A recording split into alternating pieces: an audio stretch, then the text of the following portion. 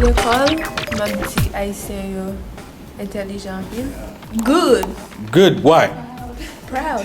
Good. Why? Mhm. I'm a Haitian, and to be in college, that just make me feel like I'm something. I just feel good. I just feel good. J'aime travail. Et que nous-mêmes, nous n'avons pas besoin de technologie pour nous, par exemple, mon ici, tu pas une machine à calculer, tu pas un ordinateur, il y a quelques notions pas faire par exemple mathématiques, quelque chose, mais nous-mêmes, nous tout gagnons en tête. Plus pour aider. Et là, l'éducation, même parce que l'éducation, on peut monde connaît qu'il y a joindre monsieur un problème, il connaît si il y a un monde pour aider au lit, ou bah il a fait des devoirs parce qu'il y a des gens qui fait society et il a venir joindre moi parce qu'il m'a aider parce qu'il me Just connaît. proud. What I like about Haitian parents, even you didn't go to school, they want you to be something in life. Parce que c'est l'école, parents nous toujours fait plus effort pour nous, et que ici c'est vraiment différent avec les États-Unis.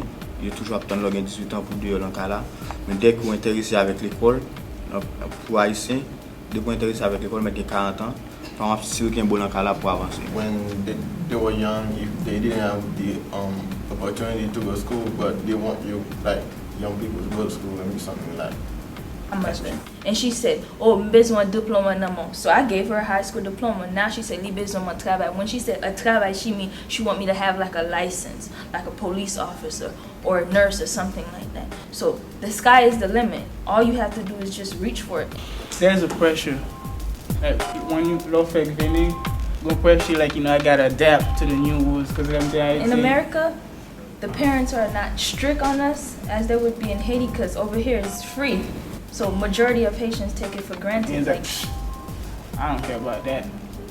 And I was like, wow, I should be like that, but I couldn't. They don't take education important as they do in Haiti because in Haiti you paying for it. Haïti n'est pas tout le monde qui a une opportunité pour payer pour l'école.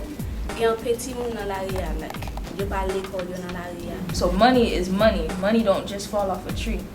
So you gotta work hard for it. Game yo sa Haïti yo poko kon computer yo pas kon technology kon ça pas gen computer yo pas gen tu ba ça but comparer ça l'école Haïti avec l'école ici m'a c'est parce que because mentalité haïtienne qu'on a battre moi non mais fait sans paraître non plat même là. And the whoopings, I'm sure you don't want the whoopings in Haiti because I got a whooping in school. I'm gonna tell you I didn't like it. Professeur, les affaires félicitations. Tout le monde va tourner on l'autre liquide. You gotta have something. It's the pressure. It's pressuring. L'école parce qu'il va faire des voix, il va faire ça aussi pour Is it gonna bat me? It's gonna give you really, really hard sanction when you don't do your stuff. Donc on apprend nous à étudier un paquet de bagages et que même que pas de courant, même que pas d'ordinateur, même que pas de bagages, on est capable de joindre des résultats. Go say the Haitian, they on lot one piece smart pass yo. They go home, tell the parents, and the parents get jealous and give them something. They say, hey, you know what? That kid gotta go. He gotta go. That's true. Because I want you to be the smartest in class. He gotta go. So it's pretty much you put the money, but you say, you got money, I don't know. Then cook one bite when you go home, take fait mal, drive it. Excuse my language. Like in America, you go to school, you go home. Not every Haitian parents know how to read English. Il y a un paquet de grands ici où regarder yo, côté y a travail. Et pas parce que pas comme lui, yo te ka travail non plus gros position parce que pas comme lui, connait mais côté de météo. Là c'est si là yo te Haïti, yo te temps pour yo te gan free l'école pour aller, yo te apprendre bagay. Là yo venu ici yo t'a temps pour intéressé de aller l'école. So they won't push you say, oh come on, blah blah blah, let me help you. They're not gonna help you. You as the student should be able to teach your parents while you're in America. Est-ce que là yo te Haïti yo pas à l'école, là yo venu ici yo pas besoin de l'école encore. Laissez si nous quitter Haïti moi de 19 ans, venir ici par l'école, pas connaître lire, pas connaître écrire, pas apprendre anglais am ka aider yo m'ka montrer yo tout ba yo besoin ay un peu papier qui bien écrit ba qui bien typé yo vinn joindre parce que yo connaît gen ba ça déjà dans même. Concernant la technologie, ça va dépendre de qui côté. Si vous Haïti et comme ça système là, you will do whatever it is without the calculator. Yeah. But if you're here, that's how the system is. You will do it the way the system it is. It's not about being Haitian or not. It is the way the system is. That's what.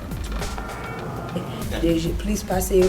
Men yo pa kon plus pase yo, bon mka ede yo. So, ou Haitien, ou toujou vle pou toujou gen high score. You know, proud. Hey, can't nobody do it like me. Do. Move on that. Et puis, ou toujou pase plus temps, surtout les périodes de l'école, pas en vacances, ou toujours passer plus de temps dans étudier, lire, bah ça, ok, ou chercher fun. Si vous me faites une autre barre, parce que ça seulement me battre, mais je battre sur l'autre. Là seulement me battre en attendant, je vais aller vers une case bête, ou faire et on va me dire, et puis tout. C'est comme ça. Pour motiver, mais pour tout ce qu'on fait.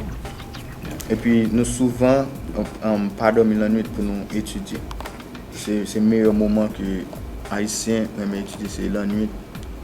C'est la nuit ou bien avec le matin avant de quitter Caillou, c'est là Haïtien. In high school, I'm killing my head, trying to find out the answers to that question. Pour mathématiques, donc même si nous ne pas parler l'anglais, nous toujours fait effort pour nous passer toute classe nous. Nous passer And you come here with the same mentality, you're like, I gotta do this. Psychologically stays in your mind, you gotta do it, you gotta do the work, you gotta be respectful, you gotta follow the rules, everything, do every homework and stuff. As a college student, li ede nou chak, nou ka ede lot.